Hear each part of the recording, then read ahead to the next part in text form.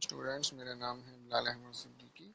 मैं आपको ninth chemistry जो है उसकी कंसेप्चुअल लेक्चर दूंगा और उम्मीद करता हूँ कि आप सारे बच्चों को ये लेक्चर्स जो है पसंद आएंगे और आपको कॉन्सेप्ट्स के हवाले से किसी भी किस्म की कोई कन्फ्यूजन नहीं रहेगी और किसी एकेडमी से आपको रब्ता नहीं करना पड़ेगा इस सिलसिले में। तो बगैर टाइम ज़ाया किए आपका लेक्चर का आगाज़ करते हैं। तो हमारा जो फर्स्ट चैप्टर है उसका नाम है states of matter and phase changes. बेटा, मैटर हर उस चीज़ को कहते हैं जिसका मैस हो और वो जगह घेरे, उसका मैस हो और वो जगह घेरे। ठीक है, आपके हाथ में मोबाइल फ़ोन है, ये भी मैटर है। आप बेड पे बैठे हैं, कुर्सी पे, वो मैटर है। हर वो चीज़ जो इस दुनिया में मौजूद है जिसका मैस हो और वो जगह घेरे, उसको मैटर कहा जाता है। तो दूसरे लफ्ज़ों में आप जिसको फ़ील कर सकें और जिसको आप देख सकें, छू सकें, उसको भी मैटर कहते हैं। जैसे हवा है, आप उसको फ़ील कर सकते हैं, देख नहीं सकते, तो वो भी मैटर ही है। तो मैटर के बारे में बेटा दो चीज़ें यहाँ पर, states of matter and phase changes. State कहते हैं हालतों को कि वो सॉलिड में है, लिक्विड में या गैस में है। और फेज फेज को भी आमतौर पे स्टेट में ही गिना जाता है, लेकिन थोड़ा सा फ़र्क है। मिसाल के तौर पे आप पानी के अंदर अगर ऑयल डालें, तेल, तो तेल जो है वो ऊपर तैरना शुरू हो जाएगा। अब ये ओवरऑल स्टेट एक ही है, मतलब लिक्विड है ना सारा, ऑयल भी लिक्विड है और पानी भी लिक्विड है, लेकिन यहाँ पर फेज दो है, दो फेज है, दो लेयर्स आपको अलग अलग नजर आएंगी।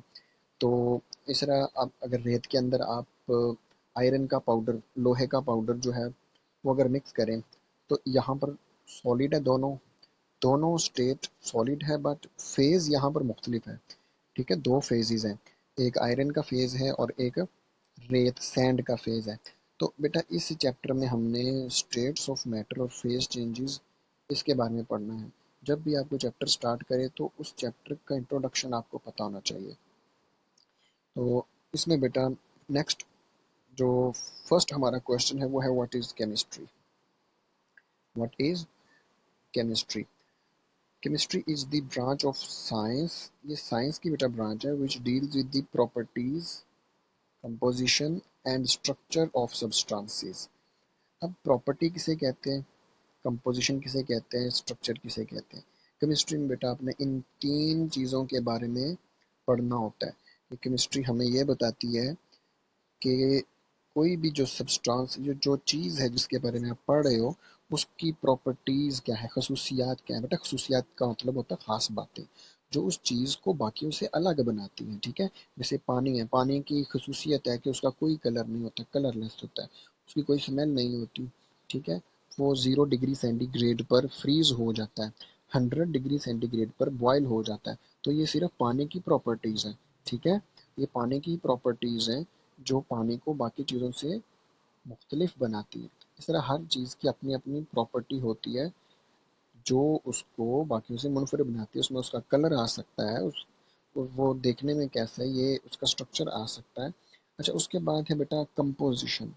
कंपोजिशन का मतलब होता है कि जिस चीज़ के बारे में आप पढ़ रहे हैं वो किन किन चीज़ों से मिलकर बनी हुई है, इसको कहते हैं कंपोजिशन। और वो चीज़ें उसमें कितनी कितनी पाई जाती है। मिसाल के तौर पे आप जो है बेटा वो मिल्क का सैंपल जो है वो ले रहे हैं, तो मिल्क के अंदर पानी कितना है, उसमें प्रोटीन कितनी है, उसमें फैट चिकनाई कितनी है, क्रीम कितनी है, उसमें उसमें कैल्शियम कितना है। तो ये सारी चीज़ें आपने देखनी है कि दूध में ये चीज़ें पाई जाती हैं। उसमें ग्लूकोज भी होता है, लैक्टोज, और वो चीज़ें कितनी कितनी पाई जाती हैं इसको कहा जाता है कंपोजिशन। ठीक है, मतलब वो जो चीज़ आपके पास है वो किन किन चीज़ों से मिलकर बनी है और उसमें वो चीज़ें कितनी कितनी पाई जाती हैं, इसको कहते हैं बेटा कंपोजिशन। नेक्स्ट है बेटा आपके पास स्ट्रक्चर। स्ट्रक्चर का मतलब है कि वो चीज़ दिखने में कैसी है, उसके अंदर वो जो चीज़ें मौजूद हैं वो कहाँ कहाँ पर लगी हुई हैं और दिखने में वो कैसी है।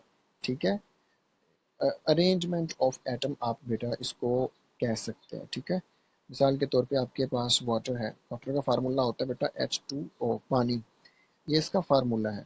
अभी हमें बताता है कि इसमें 2 हाइड्रोजन है और 1 ऑक्सीजन है, ठीक है। लेकिन अगर आप इसका स्ट्रक्चर देखोगे तो स्ट्रक्चर इस तरह इस होता है कि 1 ऑक्सीजन इस तरह से होता है और 2 हाइड्रोजन ऐसे साइड पे लगे होते हैं। तो अब मैंने इसमें क्या बता दिया कि ये इसकी अरेंजमेंट है, ठीक है। ये कंपोजिशन और ये अरेंजमेंट कि वो एटम एक्चुअल में दिखने में कैसे हैं, अंदर लगे कैसे हुए हैं, ठीक है। ये पानी का बेटा स्ट्रक्चर और कंपोजिशन थी। तो उसके बाद नेक्स्ट जो है बेटा वो ये है कि फिजिकल और केमिकल चेंज क्या होता है। फिजिकल चेंज वो होता है जिसमें चीज़ अपनी शनाख्त, अपनी आइडेंटिटी बरकरार रखती है। चीज़ कोई नई नहीं बनती, वही चीज़ होती है, बस उसकी हालत तब्दील हो सकती है, उसका कलर चेंज हो सकता है, उसकी स्टेट चेंज हो सकती है। मिसाल के तौर पे पानी है बेटा, पानी को आप बर्फ़ में तब्दील कर दें तो वो पानी के अंदर H2O ही रहेगा, बर्फ़ के अंदर भी H2O ही है, ठीक है। बस वो लिक्विड से सॉलिड में कन्वर्ट हो जाएगा। अब केमिकल चेंज में क्या होता है, केमिकल चेंज में जब रिएक्शन होता है कोई नई चीज़ बन जाती है और पुरानी वाली चीज़ जो है वो अपनी शनाख्त खो देती है, वो बाकी नहीं रहती। जैसे मिसाल के तौर पे आप कागज़ को जला लें तो कागज़ जल जाएगा, कंबस्टन हो जाएगी, उसके बाद कागज़ दोबारा वापस नहीं आ सकता, एक नई चीज़ बन जाती है। कार्बन डाइऑक्साइड, वो कार्बन डाइऑक्साइड गैस हवा में उड़ जाएगी बन के, कागज़ आपका राख में तब्दील हो जाएगा। ये होता है बेटा केमिकल चेंज।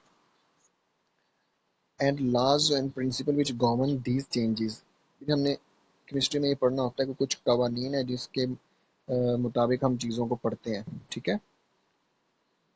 कुछ उसूल हैं, कुछ लॉज हैं, उनके अकॉर्डिंग हम पढ़ते हैं। उसके बाद बेटा नीचे है डिटर्मिनेशन ऑफ कंपोजिशन मीन्स। आपको मैंने ऊपर बता दिया कंपोजिशन का मतलब क्या होता है। कंपोजिशन का मतलब होता है फाइंडिंग आउट परसेंटेज, कि वो चीज़ उसमें कितनी पाई जाती है, कौन सा एलिमेंट उसमें कितना पाया जाता है, कौन सा कंपाउंड है वो कितना पाया जाता है।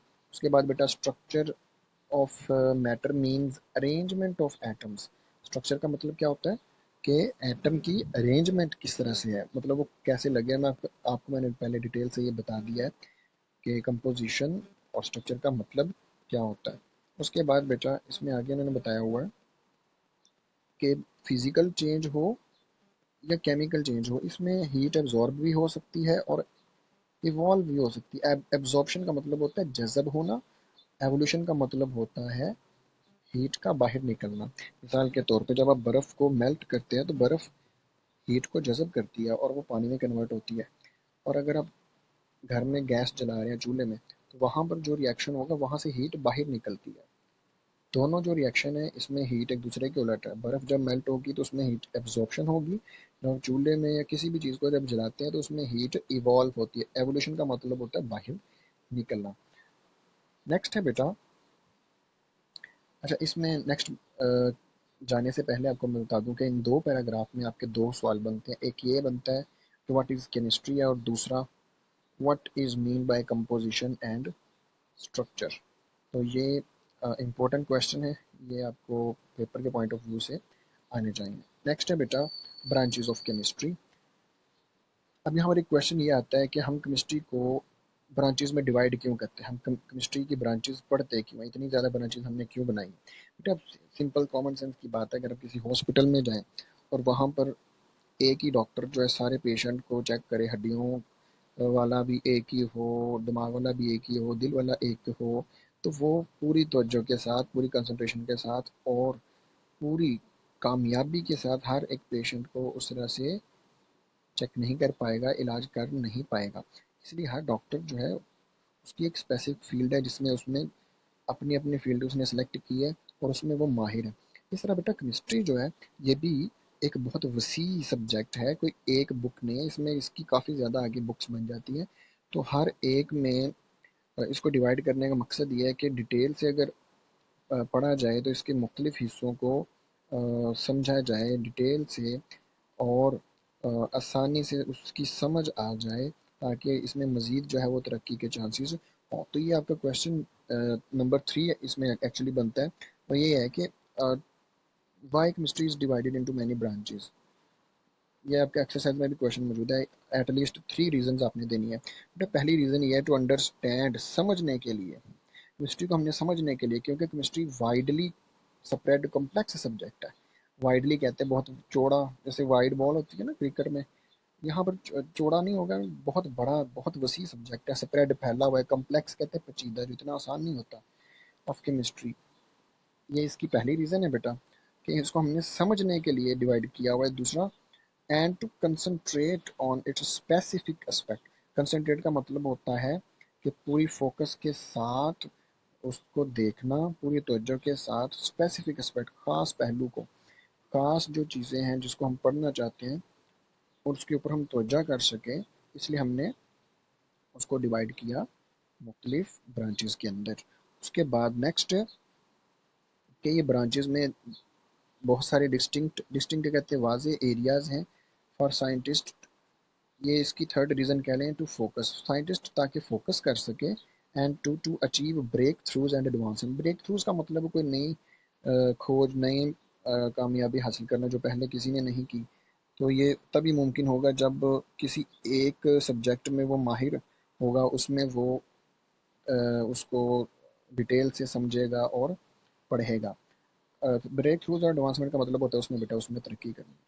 अब इसमें सबसे पहली जो बेटा केमिस्ट्री की ब्रांच है वो है फिजिकल केमिस्ट्री।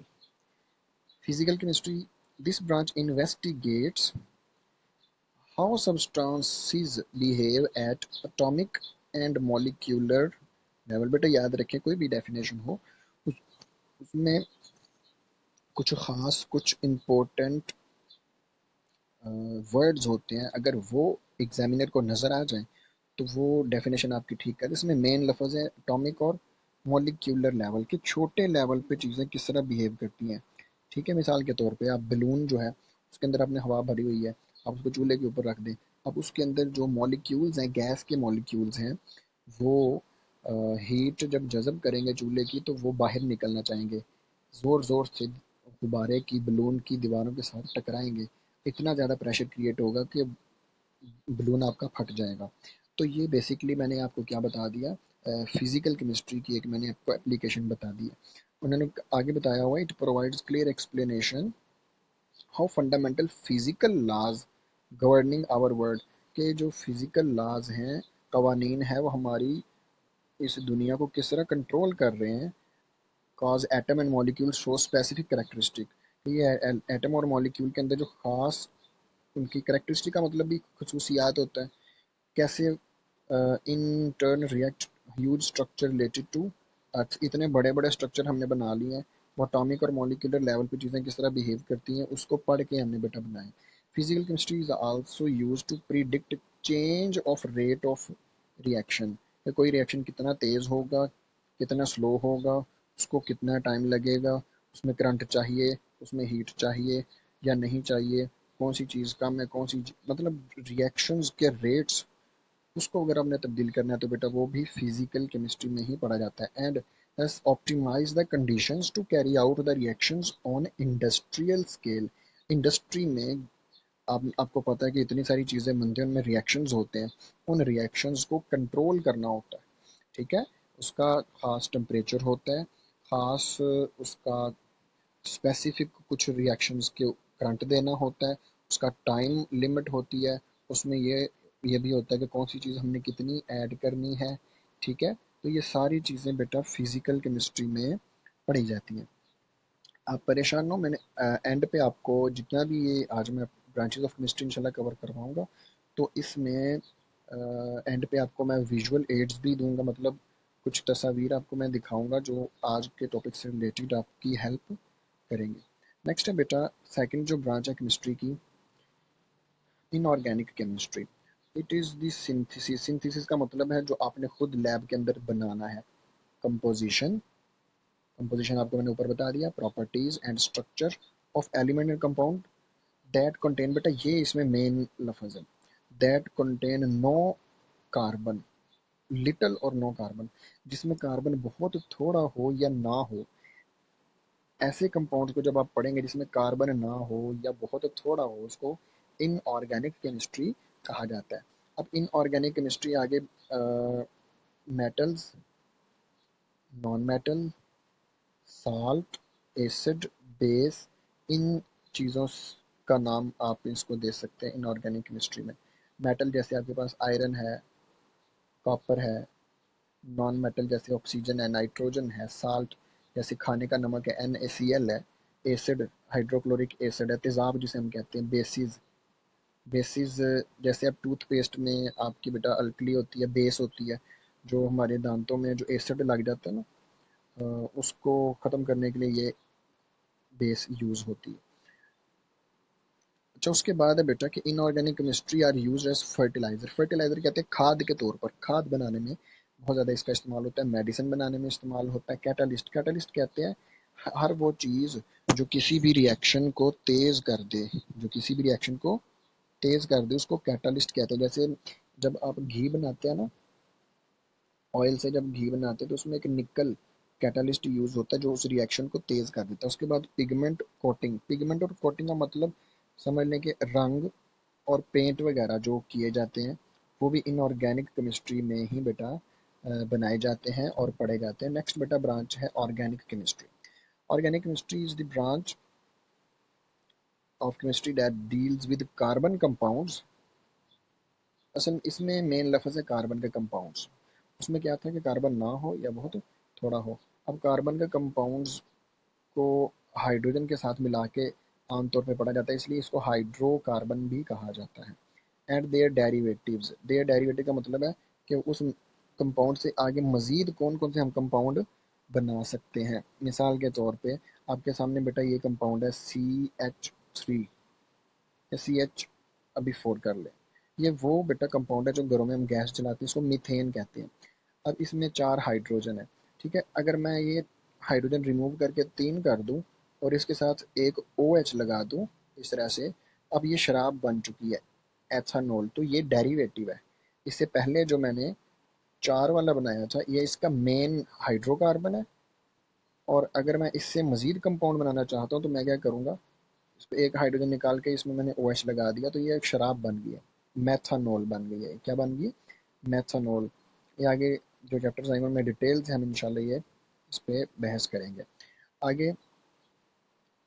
अब इसमें शर्त ये है कि other than it's simple salts, इसमें इसके जो सिंपल साल्ट्स हैं वो नहीं होने चाहिए। जैसे कार्बोनेट, कार्बोनेट जिसमें CO3 हो बेटा, बाइकार्बोनेट जिसमें HCO3 हो। उसके बाद ऑक्साइड, ऑक्साइड से मुराद जैसे कार्बन मोनोऑक्साइड है या कार्बन डाइऑक्साइड है। उसके बाद कार्बाइड, कार्बाइड के जिसमें कार्बन पाया जाए, जैसे कैल्शियम कार्बाइड है। अब कैल्शियम कार्बाइड में क्या होता है कि कैल्शियम एक होता है, कार्बन इसमें। अब इसमें बेसिकली ये वो है बेटा जो फलों को, जो फ्रूट्स होते हैं उसमें मसाला जो हम लगाते हैं पकाने के लिए वो है। तो ये आपको मैंने बता दिया कि इसमें सिंपल अगर कार्बन मौजूद हो, कार्बन कार्बोनेट आपको मैंने बता दिया, बाइकार्बोनेट बता दिया, इसके ऑक्साइड्स बता दिए। तो बेटा अगर ये वाली चीज़ें हैं तो ये ऑर्गेनिक केमिस्ट्री नहीं है। अभी जो स्ट्रक्चर मैंने बनाए थे ये ऑर्गेनिक केमिस्ट्री नहीं है, इसके अलावा बाकी जितने भी हैं वो ऑर्गेनिक केमिस्ट्री है। In this branch we study the structure, formation, properties, composition and reaction of carbon. इसमें बेटा हम बनाना सीखते हैं, प्रॉपर्टीज, कंपोजिशन, अगेन वही बातें जो हमने पहले डिस्कस कर रही हैं। Organic compound are found in all form of life. जिंदगी की हर जो चीज़ है बेटा उसमें कार्बन के कंपाउंड आपको देखने में मिलेंगे, ठीक है। नेक्स्ट बेटा ब्रांच है इन्वायरमेंटल केमिस्ट्री, माहौल से मुतल्लिक हमारी केमिस्ट्री है। It is the scientific study of chemical and biochemical. Biochemical का मतलब जिसमें ज़िंदा चीज़ें भी इन्वॉल्व हों। फिनोमिना, फिनोमिना जो काम हो रहे हैं इस कायनात में, that occur in this planet, हमारी इस ज़मीन के ऊपर कौन कौन से रिएक्शंस केमिकल और बायोकेमिकल हो रहे हैं उसको इन्वायरमेंटल केमिस्ट्री में पढ़ा जाता है। इसमें बेटा सोर्सेज, सोर्स का मतलब होता है कि वो चीज़ कहाँ से आ रही है, कहाँ से बन रही है। रिएक्शन, उसका आगे रिएक्शन कहाँ हो रहा है। इफेक्ट, उसके असरात क्या है। एंड फेट, फेट कहते हैं अंजाम को, कि उसका अंजाम क्या होता है, किसका, एयर का, सॉइल के ऊपर, वाटर के ऊपर। मतलब कि मिसाल के तौर पे आप फैक्ट्री के बारे में बेटा पढ़ रहे हैं तो फैक्ट्री का जो मटेरियल है उसमें वो मटेरियल कहाँ से आता है, फैक्ट्री में किस तरह से रिएक्शन, फैक्ट्री से जब वो बाहर निकलता है, आया वो हमारी एयर को गंदा कर रहा है, हमारी मिट्टी को गंदा कर रहा है, पानी को गंदा तो नहीं कर रहा। तो ये सारा कुछ हमने किस में पढ़ना होता है, एनवायरमेंटल केमिस्ट्री के अंदर। Without this, it would be impossible to study the effects of human have on environment through release of chemical। अगर हम environmental chemistry ना पढ़ते तो हमें कभी भी ना पता चलता कि इंसान के अपने कामों की वजह से उसके माहौल के ऊपर कितना बुरा असर पड़ रहा है। It helps understanding the cause, effect and solution of different type of pollution। अब मैंने पहले बता दिया, इसमें solution भी हम बेटा पढ़ते हैं कि जब आप माहौल को गंदा कर रहे हो तो बताओ उसको फिर हमें सही कैसे करना है, वो भी environmental केमिस्ट्री में भी ही पढ़ा जाता है बेटा। नेक्स्ट है analytical chemistry. In this branch of chemistry deals with the analysis, analysis कहते हैं तजजिया करना, ऑफ डिफरेंट सब्सटेंस। अब तजजिया का क्या मतलब होता है, आगे मेंशन है कि इट इन्वॉल्व सेपरेशन। इसमें हम चीज़ के अंदर जो भी चीज़ें पाई जाती हैं किसी शय के अंदर उसको सेपरेट करते हैं, आइडेंटिफाई कर पता चलाते हैं कि है क्या।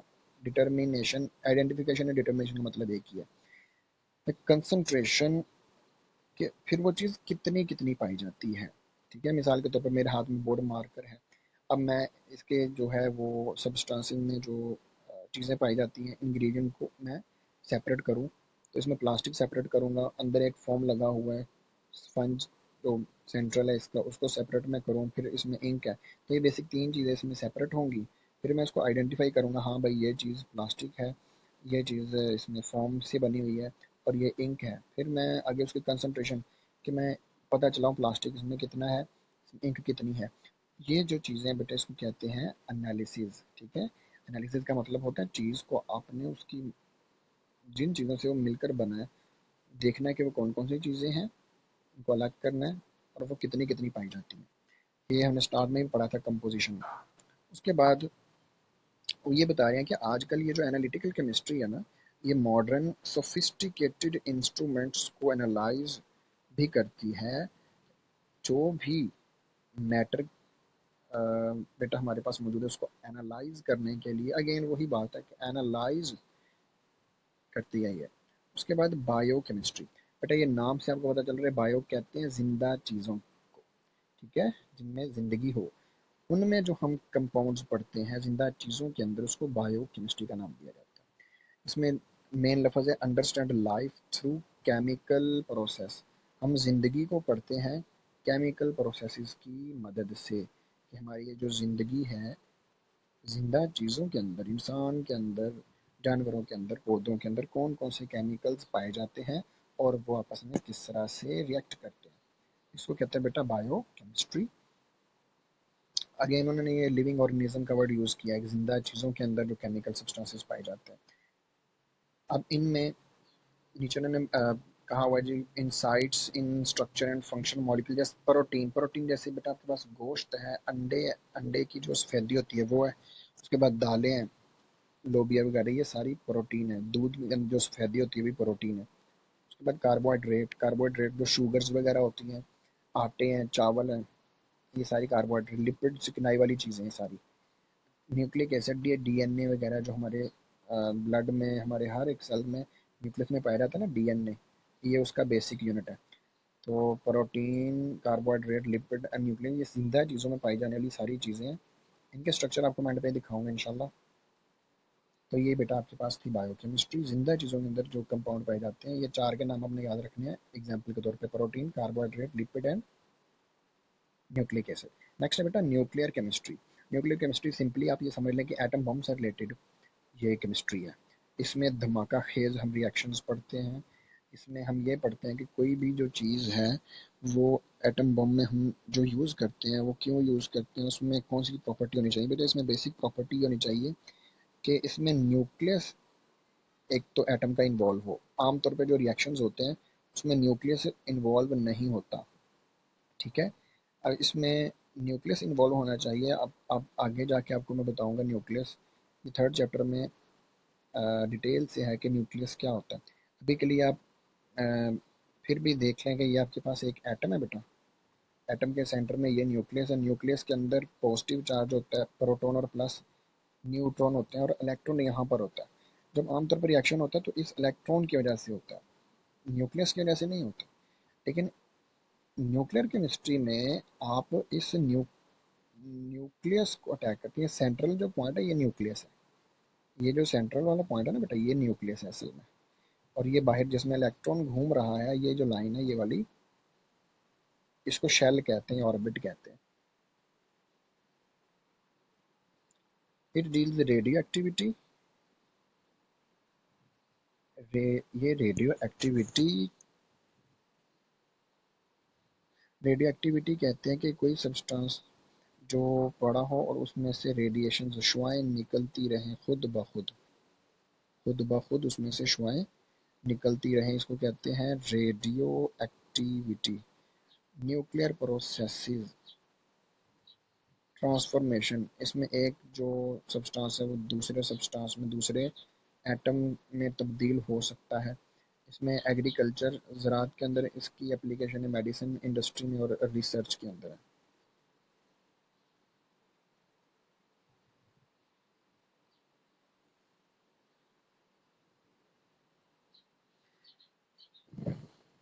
अच्छा, इसमें बेटा नेक्स्ट है आपके पास पॉलीमर केमिस्ट्री। अगर कोई भी आपको कंफ्यूजन हो तो क्वेश्चन मुझसे पूछ सकते हैं। पॉलीमर, पॉली कहते हैं बहुत ज़्यादा, मर कहते हैं यूनिट को।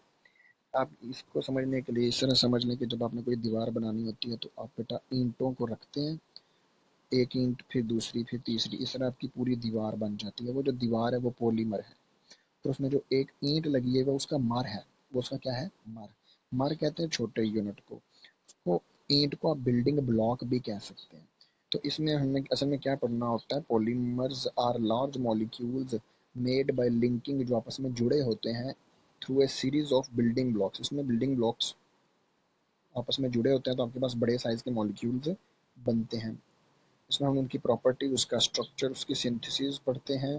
मैक्रोमोलिक्यूल का मतलब होता है बड़े साइज के मॉलिक्यूल। अब इसमें भी बेटा इन्होंने नीचे बताया हुआ, प्रोटीन है, सेलुलोज है, न्यूक्लिक एसिड है। अब इसमें प्रोटीन क्या है मैंने आपको पहले बता दिया, गोश्त, अंडे की सफेदी, दालें वगैरह। अब ये गोश्त को अगर आप देखें तो उसमें गोश्त जो है वो छोटे छोटे यूनिट्स से मिलकर बना है, उसको कहते हैं अमाइनो एसिड। सेलुलोज, सेलुलोज क्या है बेटा, असल में ये जो लकड़ी के अंदर लकड़ी का छिलका अगर आप कभी उतारे ना, लकड़ी के अंदर बारीक बारीक आपको तारे नजर आएंगी, ये वो सेलुलोज है। तो वो सेलुलोज असल में शुगर है। वो किससे मिलकर बनता है, वो ग्लूकोज के छोटे छोटे यूनिट्स से मिलकर बनता है। न्यूक्लिक एसिड, ये आपका जो डीएनए है, ये उसमें पाया जाता है। ये कुदरती तौर पर, नेचुरली अकरिंग, कुदरती तौर पर पाए जाने वाले पॉलीमर्स थे हमारे। उसके बाद बेटा नेक्स्ट आपकी जो ब्रांच है वो है जियो केमिस्ट्री। जियो कहते हैं ज़मीन को, केमिस्ट्री कहते हैं उसकी, केमिस्ट्री मतलब ज़मीन में पाए जाने वाले जो भी मिनरल्स हैं उनको हमने इसमें स्टडी करना है। It is the study of chemical composition of earth. ज़मीन की, मैंने आपको शुरू में बताया, जियो कहते हैं अर्थ को। एंड सोर्सेज, वो मिनरल्स आए कहाँ से, एंड मिनरल्स कहते हैं नमकियात को, मादनियात वगैरह, इसको जियो केमिस्ट्री में बेटा पढ़ते हैं। Apart from its use mineral exploration, Jio chemical mapping today has application environment monitoring. Environment, हमारे माहौल को मॉनिटर करने के लिए, हमारे माहौल को कोई खतरा लायक तो नहीं है। फॉरेस्ट्री, जंगलात में, ये जंगलात की मिट्टी है, आपने चेक करनी है कि जहाँ पर आप जंगलात लगाना चाह रहे हैं वो मिट्टी भी सही है कि नहीं, मिट्टी सही है, उसकी जरखेज़ है वहाँ पर, उसका फ़ायदा हो सकता है। तो इसमें नुकसानदेह चीज़ें तो नहीं है, किसी चीज़ की ज़रूरत है तो उसमें ऐड कर देंगे। मेडिकल रिसर्च में बेटा इसका इस्तेमाल हो रहा है। नेक्स्ट आपके पास है, इंटरेस्टिंग इंफॉर्मेशन है, एक जियो थर्मल हीट पम्प। अच्छा, इसमें ये है बेटा, हमारी जो ज़मीन के अंदर पानी होता है ना, उसका जो टेम्परेचर होता है वो इतने ज़्यादा तब्दील नहीं होता। ऊपर तब्दील होता है, नीचे ऑलमोस्ट सेम रहता है। तो उसमें ये है कि जब आप ज़मीन से पानी निकालते हैं तो सर्दियों में ठंडा निकलेगा, सॉरी गर्म निकलेगा। और वो जिस तरह वायरिंग होती है ना बिजली की, इस तरह पाइपों की वायरिंग होती है कुछ इलाकों में, वहाँ पर वो पानी आता है और पानी गर्म होने की वजह से घर जो है वो गर्म हो जाता है। इस तरह गर्मियों के अंदर वो ठंडा पानी निकलेगा और वो घर को ठंडा रख देंगे। इसमें यही लिखा हुआ है कि अंडरग्राउंड वाटर जो है उसको बिल्डिंग में पानी लेके आया जाता है ताकि हीट कर सकें विंटर में और कूल रख सकें सर्दियों में। उम्मीद है आपको ये समझ आ गया होगा। नेक्स्ट बेटा है medicinal chemistry. What is medicinal chemistry? In this branch of chemistry the chemist tries to design, इसमें केमिस्ट्री जो है वो डिजाइन करता है, खुद बनाता है। सिंथेसिस का मतलब खुद बनाता है, मेडिसिन और drug which are beneficial for mankind. अब बेटा डिजाइन का मतलब क्या है? बेटा जब भी कोई मेडिसिन बननी होती है तो शुरू में कंप्यूटर सॉफ्टवेयर के ऊपर उसके स्ट्रक्चर्स बनाए जाते हैं, उसके सैंपल्स लैब में तैयार किए जाते हैं। कंप्यूटर के अंदर ही ह्यूमन बॉडी के जहाँ पर उसने जाके असर करना है इंसानी जिस्म के अंदर, उस हिस्से के साथ उसको फिट करके देखा जाता है कि ये मेडिसिन उस पे फिट भी आएगी या नहीं, उसका कोई रिएक्शन तो नहीं होगा। तो पहले कंप्यूटर पे डिज़ाइन करके आपस में फिट करके देखते हैं, फिर केमिकल रिएक्शंस लैब में करके देखते हैं, उसके बाद सिंथेसाइज किया जाता है। पहले उसका स्ट्रक्चर डिज़ाइन किया जाता है, फिर उसको बनाया जाता है, और फिर देखा जाता है कि वो बेनिफिशियल है कि नहीं। अब इसमें और आगे क्या बेटा, इसमें हम ये देखते हैं कि वो discovery, delivery, absorption, metabolism. Discovery आपको मैंने बता दिया, डिज़ाइन करना, सिंथेसाइज करना, उसके बाद डिलीवरी, वो मेडिसिन हमने जिस्म में पहुंचानी कैसे है, ठीक है। ठीक है, उसको कैप्सूल की फॉर्म में लेना है, टैबलेट की फॉर्म में लेना है, सिरप की फॉर्म में, किस जगह ज़रूरत है ये डिपेंड करता है। अगर आपको फौरी ज़रूरत है तो इंजेक्शन लगवाएंगे, अगर उससे थोड़ा सा डिले चाहिए, सिरप है उससे थोड़ा डिले चाहिए तो टैबलेट है। अगर और ज़्यादा डिले चाहिए, मतलब आप चाहते हैं थोड़ा सा ज़्यादा देर तक इसका, थोड़ी ज़्यादा देर बाद जाके इसका असर जो है आए, तो वो कैप्सूल की फॉर्म में फिर आपको दिया जाता है। कैप्सूल जब वो जल्दी जाके घुलता नहीं है ना, ऐसा ऐसा बॉडी में आपकी वो डिलीवर करेगा। उसके बाद एब्जॉर्प्शन, वो जो ड्रग आपने लिया है, ड्रग से मुराद बेटा मेडिसिनल ड्रग भी होते हैं, एडिक्टिव भी होते हैं, यहाँ पर मेडिसिन मुराद है, ठीक है। एब्जॉर्प्शन का मतलब कि वो मेडिसिन आपके जिस्म में जज़ब हो जाएगी, फिर जहाँ पर उसने जाके काम करना है वो काम करेगी, मेटाबोलाइज, फिर वो लीवर में जाएगी, लीवर उसको तोड़ेगा, ठीक है, उसकी ब्रेक डाउन करेगा और फिर उसको बॉडी से बाहर निकाला जाएगा वेस्ट की फॉर्म में। तो ये सारा कुछ जो है बेटा मेडिसिनल केमिस्ट्री में पढ़ा जाता है। तो ये एक सिंपल वे नहीं होता कि मेडिसिन तैयार कर दी और बस लगा दी, इसमें एंड तक कि बॉडी से इसको निकालना कैसे है, यहाँ तक जो है बेटा इसमें स्टडी की जाती है। उसके बाद है astro chemistry. Astro is related to space. इसमें हम पढ़ते हैं कि मॉलिक्यूल और आयंस जो स्पेस में मौजूद है, खला में मौजूद है, खला एंड इंटरस्टेलर, जो सितारों के दरमियान आपको खाली जगह नजर आती है, स्पेस है सारी। In this discipline we study the abundance and reaction of atom, molecule and universe, universe कहते हैं कायनात को, and interaction of these species with radiations, और श्वाओं शवाओं का उन पे क्या असर पड़ता है। मिसाल के तौर पे अब साइंसदान जो दूसरे सियारों पे पता चला लेते हैं कि फलां सियारे में, जैसे मार्स के ऊपर भाई वहाँ पर ये पानी पाया जाता है, वहाँ पर ये वाली चीज़ पाई जाए, वो पॉइंट है जहाँ पर उसने जाके असर करना है। तो इनमें से जो इस फिट होगी, पहले कंप्यूटर पे डिज़ाइन होता है, फिर उसको फिट करके देखते हैं, फिर उसको जो है बेटा अप्लाई किया जाता है। इसको देखने सारी जो विजुअल एड्स हैं, तस्वीरें हैं, ये बेटा इसमें मैंने आपको बता दी हैं।